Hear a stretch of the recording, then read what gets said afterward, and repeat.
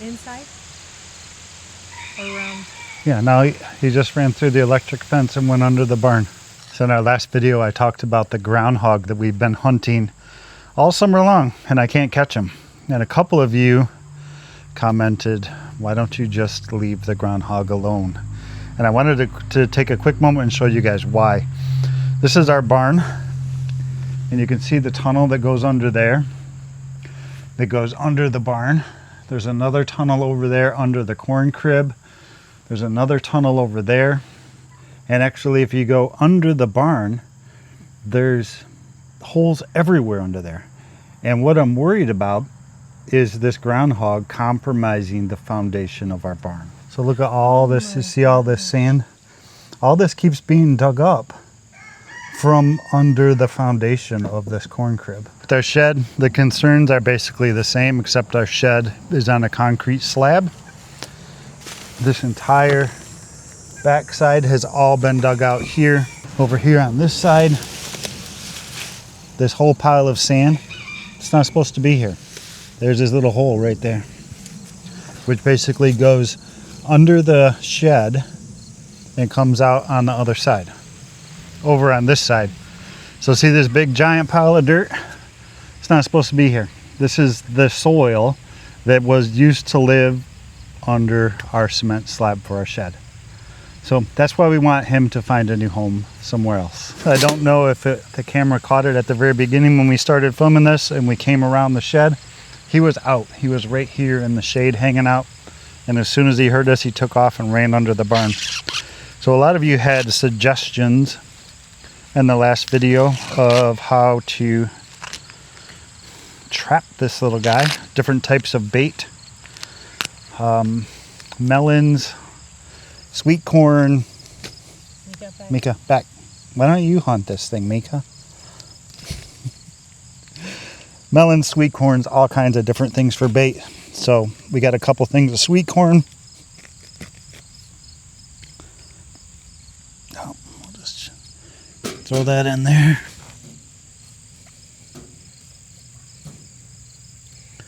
And we'll see if we can catch them. So I've also found dens inside of our burn pile. I found holes over there. Yesterday I found some inside of our goat pen. There's another tunnel system inside this little cluster of grass, and then there's more back there by that giant wood pile. So they have quite the labyrinth of places to go and places to hide and things to dig. But you think it's only the one, right? I think it's one. I don't know.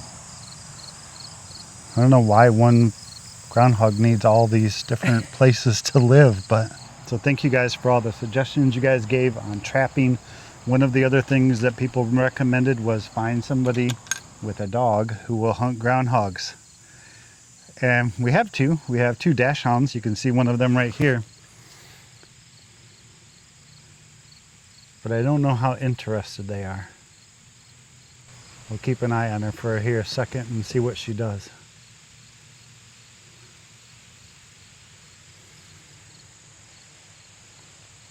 But they like originally bred this way in Germany or something for like hunting something. And she doesn't seem interested in going down there. She's sniffing a lot.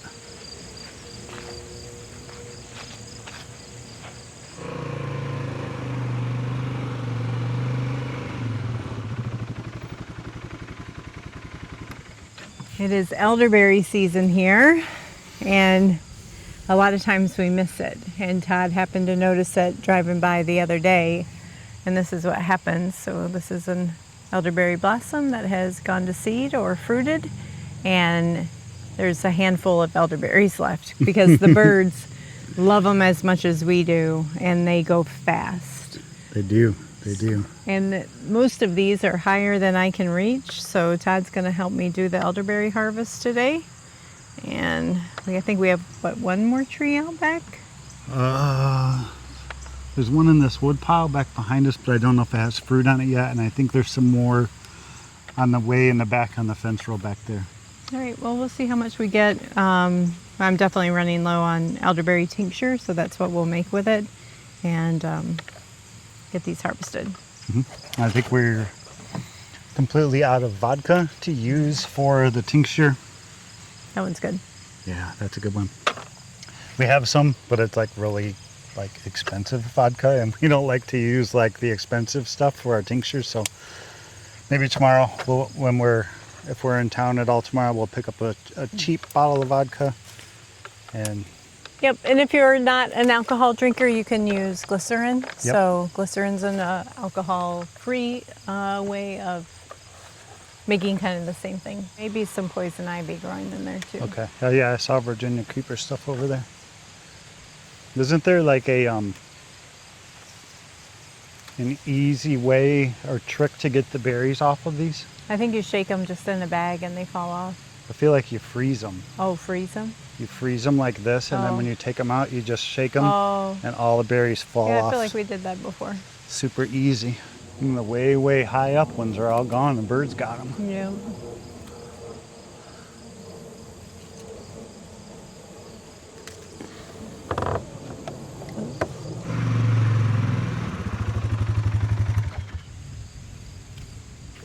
Oops.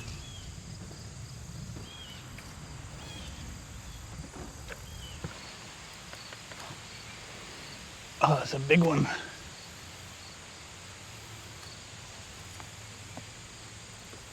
think I should have brought a bigger basket. We still got the ones in the back to do. I know. But, I mean, some of these, that one only has like 40% of its berries still. There's a good one like right back there. Do you see it? Yeah. Yep. That tree only had a tiny little bit. It's still so young. We didn't plant any of these. They were here either when we got here or the birds have planted them over time. Go out back? Yep.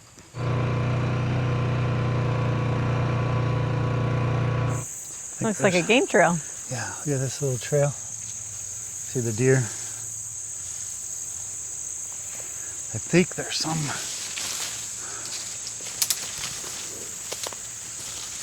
That's not Yeah, elderberry, that's not I don't elderberry. think. That's silky dogwood. But there used to be elderberries back here. This is terrible.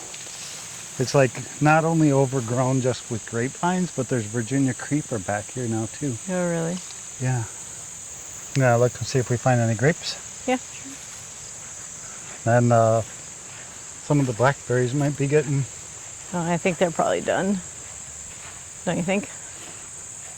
I don't know. We shall see. There is no grapes. Weird. Unless the animals, critters have already gotten them. I never really saw them back here when I was mowing, though. Usually they would jump out to me. Yeah. I saw them. There's some right there. Oh, yeah, there's some. Oh, it's hard.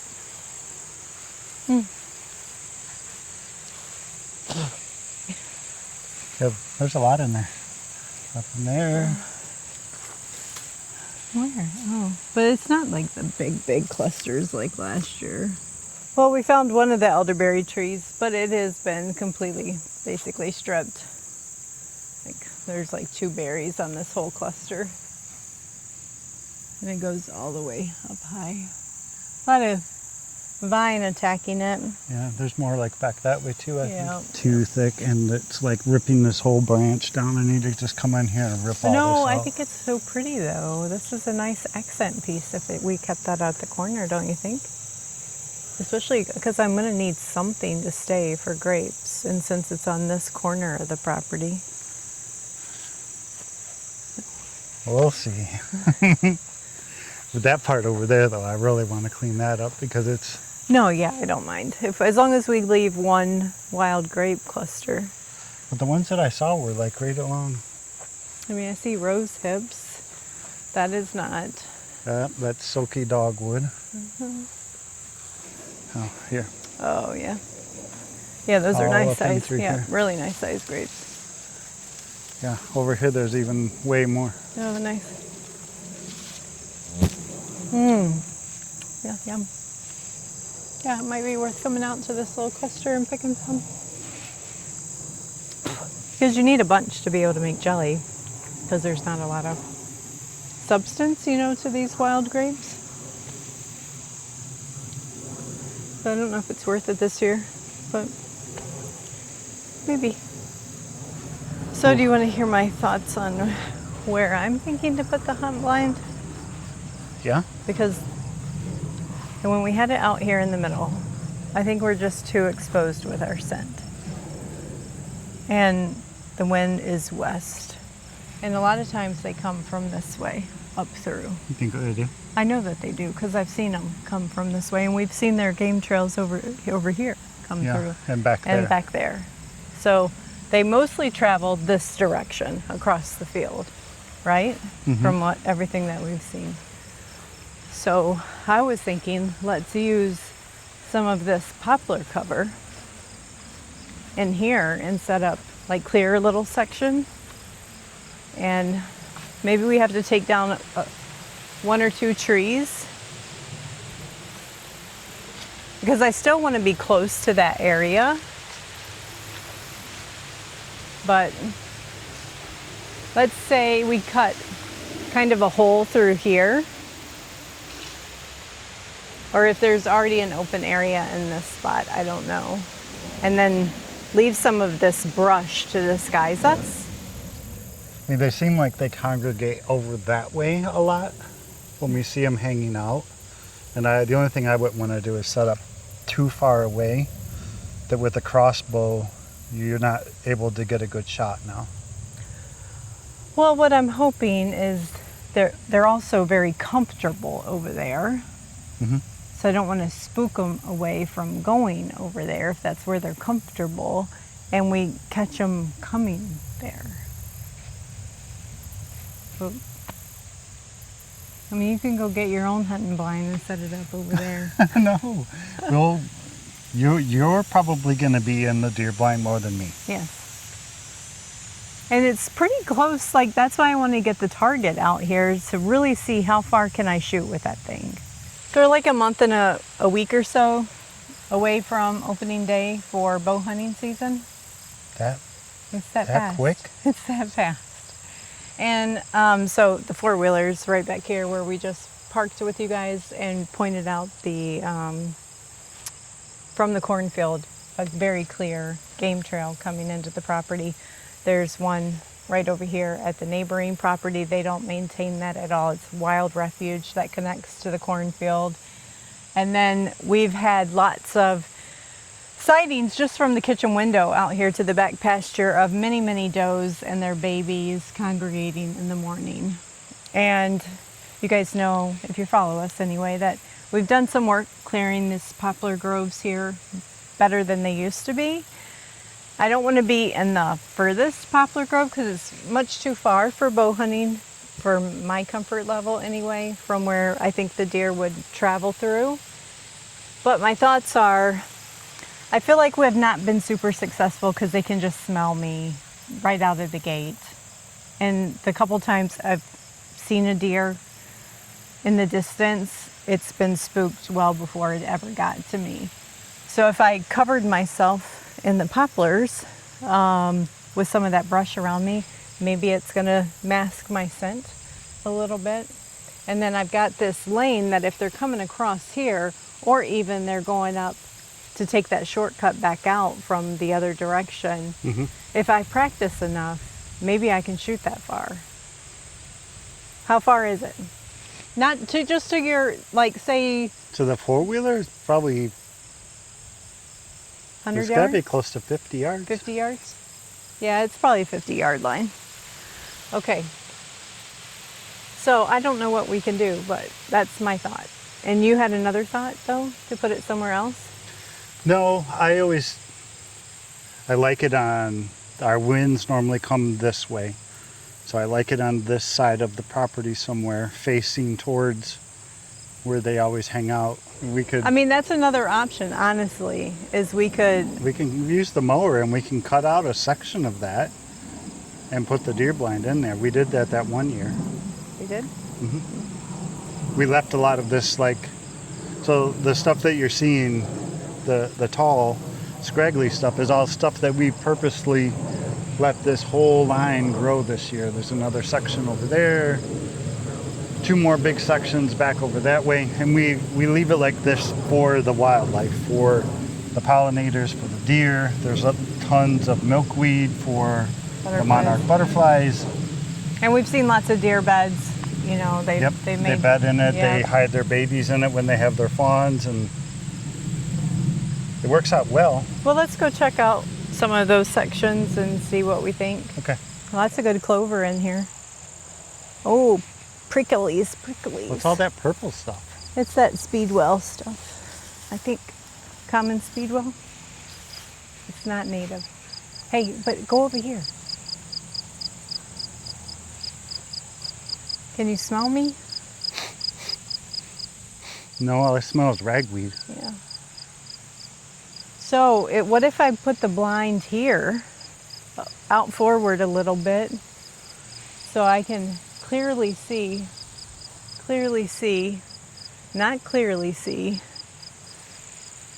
but clearly see. I think it's a better spot. Do you? Just because it's closer? Because it's closer. See, you're already sneezing in the ragweed. Oh.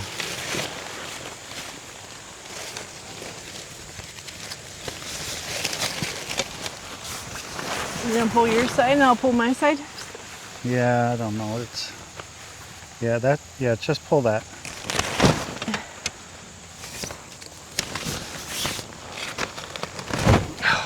Okay. Okay. I feel like it's not going to go because this bottom was all twisted. Like it really helped. Okay, I don't know which way to pull. We should make a note on the box. Whatever you do, don't open the top They first. should make it easier. It's one of the, you set this up once a year and take it down once a year, and that's it. So it should be easier. Or we're just not smart, maybe. I think we're smart. It's just not intuitive.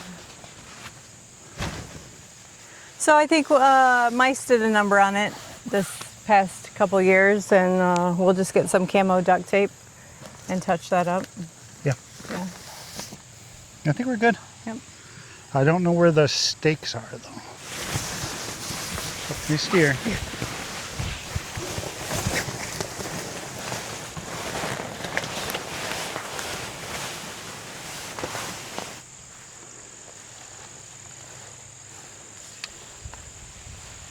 Oh, I just saw a baby bunny. You did? Yeah, it just ran that way. I think Todd's going to find some tent stakes and get the duct tape so we can duct tape the holes. Main thing is I want to be able to stay dry if it's, raining or snowing when I'm out here. But I have to tell you guys 2 things that I thought of while he's gone is, one, hunting feels a little different this year. I've participated in the sport unsuccessfully a few years now, and it feels different this year for 2 reasons. One is our freezer is more empty than it's ever been before from the meat that we raise here on the farm. So we've got the 3 turkeys right now going, growing out. But that's all the meat that we've raised so far in the year. I think in the fall we're going to raise another batch of meat chickens. But we really need some red meat in the freezer.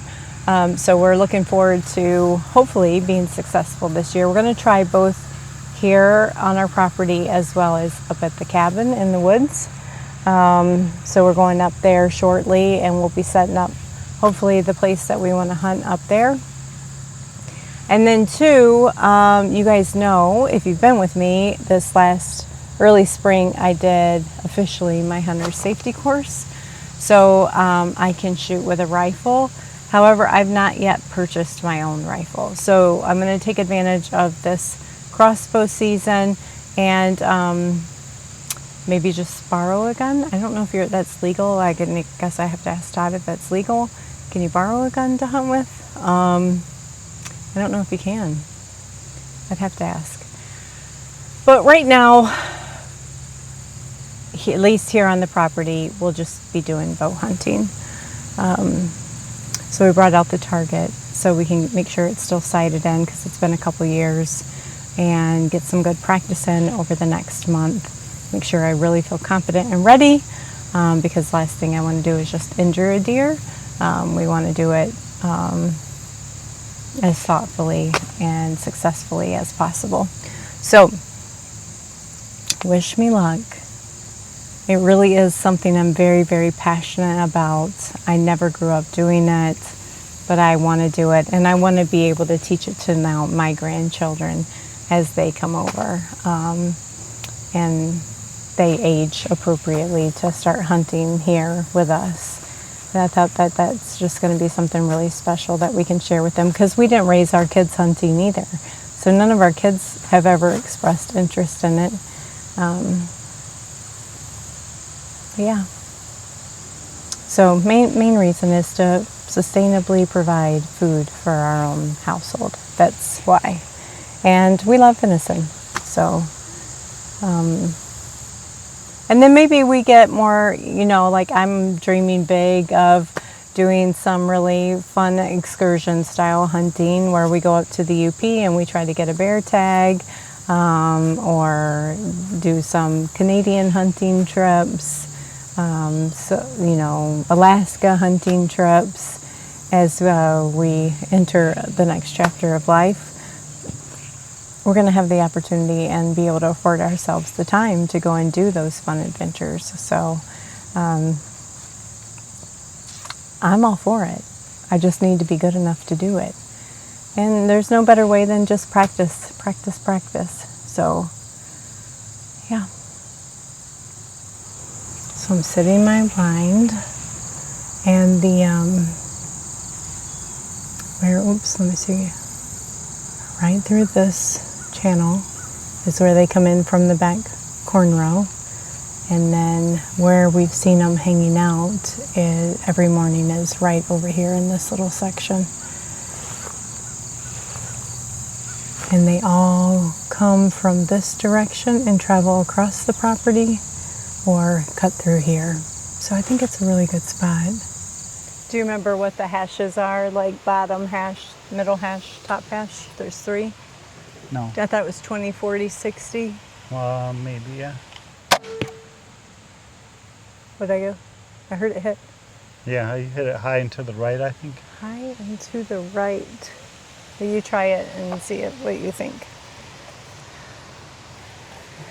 Because I felt like I had it between the bottom, and then there's like a half hash below the bottom.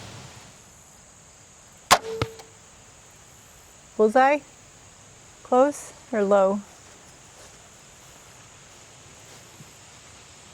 Yeah, you're like that much low.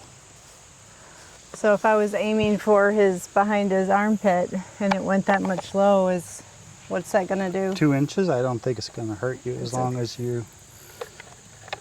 But 2 inches below his armpit, do I have that much space? You know what we should do for me, because I have such a hard time measuring? Deers can't see orange. Draw some orange stripes here and there so I know what's 20, Put them little 40. orange flags out there with... Well, I don't want to do flags.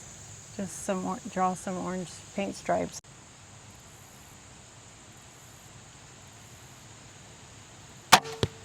Low. Okay.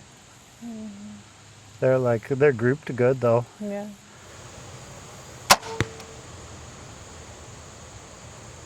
I didn't see it. I don't either. Okay. I think I went way high. It kind of slipped, and I need to hold it tighter in here. Oh, I think your third one was like really good. It's just to the right a little bit. No, it's right and high, like trying to overcompensate. Yeah, I think if we're hitting everything inside this target of 6 inches, I think we're doing pretty good. So I think we have some work to do on the bow itself. Yeah. It's not cocking. Like every time we tried to pull it back, it wouldn't go back far enough or something. So we need to put some oil in it and lube it up a little bit, I think. Yeah, I think the latch that comes down and hooks, I could see like there's a latch and sometimes it's not coming down. Okay. Yeah, we'll check it out. But lots more practice needed. Otherwise, I think we're within, he says, the death circle, right? Oh, like on the target? Yeah. Within 6 inches? Yeah, I think if you can hit like 6 inch, inside the 6 inch circle every time, I think you're gonna do okay. Yeah, I just want to be confident on the lines. Like if a deer's 20 more yards out that way, if I change my sight level, I have a good chance. Mm-hmm. So, alrighty. Thanks for your help. Yeah. See you guys on the next video. Bye, guys.